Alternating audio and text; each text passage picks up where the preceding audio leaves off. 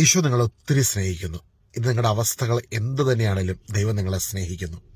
ദൈവം നിങ്ങളെ മനസ്സിലാക്കുന്നു. ഈശോയുടെ സ്നേഹത്തിൽ നമ്മൾ വിശ്രമിക്കുമ്പോഴാണ്, അല്ലെങ്കിൽ ആ സ്നേഹത്തെ തിരിച്ചറിഞ്ഞത് ഉള്ളിലേക്ക് ഈശോയുടെ സ്നേഹത്തെ റിസീവ് ചെയ്യുമ്പോഴാണ് നമ്മളിൽ നിന്ന് പരിശുദ്ധാത്മാവിൻ്റെ ഫലങ്ങളും അത് പുറത്തേക്ക് നമ്മുടെ ലൈഫിലൂടെ അത് റെസണേറ്റ് ആയിട്ട് നമ്മളിൽ നിന്ന് അത് പുറത്തോട്ട് വരുന്നത്. ഈശോയുടെ കാലഘട്ടത്തിൽ ദൈവത്തിന് വേണ്ടി സമർപ്പിച്ച ഒത്തിരി വ്യക്തികളുണ്ടായിരുന്നു. അവരൊക്കെ ജൂതമതത്തിൽപ്പെട്ട വ്യക്തികൾ, ഫരിസേയരാണ്. അവർക്ക് ദൈവത്തോടുള്ള തീക്ഷ്ണ നിമിത്തം അവർ ദൈവത്തിന്റെ നിയമത്തെ മുറുകെ പിടിച്ചു. എന്നാൽ ദൈവത്തിന്റെ സ്നേഹത്തെയോ ദൈവത്തിന്റെ ഹൃദയത്തെയോ ദൈവത്തിന്റെ മനസ്സിനെയോ മനസ്സിലാക്കാൻ അവർക്ക് കഴിയാതെ പോയി. അതുകൊണ്ടാണ് ഈശോനെ അവർക്ക് ഉൾക്കൊള്ളുവാൻ കഴിയാതെ പോയത്. എന്നാൽ ഈശോനെ തിരിച്ചറിയുകയും ഈശോയുടെ സ്നേഹത്തിൽ പിടിക്കപ്പെടുകയും ദൈവസ്നേഹമാകുന്നു എന്ന വലിയ ഉൾക്കാഴ്ച ലഭിക്കുകയും ചെയ്ത കർത്താവിന്റെ അപ്പസ്തോലന്മാര് ഈശോനെ രുചിച്ചറിഞ്ഞവരാണ് ആദിമസഭയിലെ ശുശ്രൂഷ ദൗത്യം. അവരിലൂടെ ലോകത്തിലുള്ള സകലരും യേശുവിനെ പിന്നീട് മനസ്സിലാക്കുകയായിരുന്നു. ദൈവത്തെ യഥാർത്ഥത്തിൽ ദൈവം ആരാണെന്ന് മനസ്സിലാക്കുകയായിരുന്നു.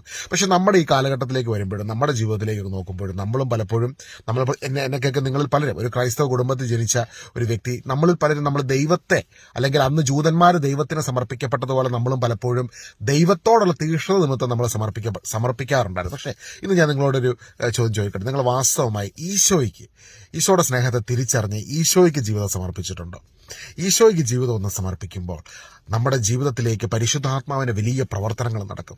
ഈശോയുടെ ആ സ്നേഹത്തെ നമ്മുടെ ഉള്ളിലോട്ട് റിസീവ് ചെയ്യുമ്പോഴാണ് നമുക്ക് യഥാർത്ഥത്തിൽ ക്രിസ്തുവിന്റെ ശിഷ്യരായി, ക്രിസ്തുവിന്റെ മക്കളായി, ദൈവമക്കളായി ഈ ഭൂമിയിൽ പരിശുദ്ധാത്മാവിന്റെ ഫലങ്ങൾ നമ്മളിൽ നിന്ന് പുറത്തോട്ട് വരികയും അങ്ങനെ ആ ഒരു ഫലങ്ങളിൽ ജീവിക്കുക. കർത്താവിന്റെ ദിവ്യ സ്വഭാവം, പരിശുദ്ധാത്മാവിന്റെ ഫലങ്ങൾ നമ്മൾ ഗലാത്യ 5-ാം അധ്യായത്തിൽ നമ്മൾ കാണുമ്പോൾ അതെന്താ? ഫ്രൂട്ട്സ് ഓഫ് ദ സ്പിരിറ്റ് എന്ന് പറയുന്നത് ദൈവത്തിന്റെ ഈശോയുടെ സ്നേഹത്തിൽ ഒരു വ്യക്തി വിശ്രമിക്കുമ്പോൾ അവനിൽ നിന്ന് പുറത്തു വരുന്ന ദൈവത്തിന്റെ ഗുണങ്ങളാണ്, ദൈവത്തിന്റെ സ്വഭാവങ്ങളാണ്, ദൈവത്തിന്റെ പരിശുദ്ധാത്മാവിന്റെ ഫലങ്ങളാണ്. പരിശുദ്ധാത്മാവ് നമ്മളിൽ വസിക്കുമ്പോൾ ആത്മാവിന്റെ ശക്തിയിൽ നമ്മളിൽ നിന്ന് പുറത്തു വരുന്ന ദൈവവുമായിട്ടുള്ള ആ ഒരു അഗാധ ബന്ധത്തിൽ നിന്ന് പുറത്തു വരുന്ന ഫലങ്ങളാണത്. അത് നമ്മളിൽ ഉണ്ടാകുവാൻ ഇന്നേ ദിവസം ഈശോയുടെ സ്നേഹത്തിലേക്ക് നമുക്ക് നമ്മളെ തന്നെ സമർപ്പിക്കാം. ഈശോയുടെ ആ സ്നേഹത്തെ നമുക്ക് ഉള്ളിലേക്ക് റിസീവ് ചെയ്യാം.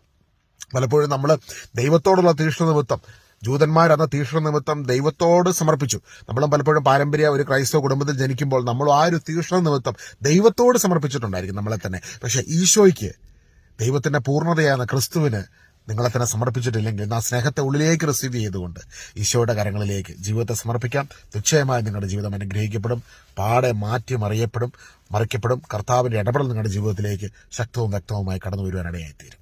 God bless you.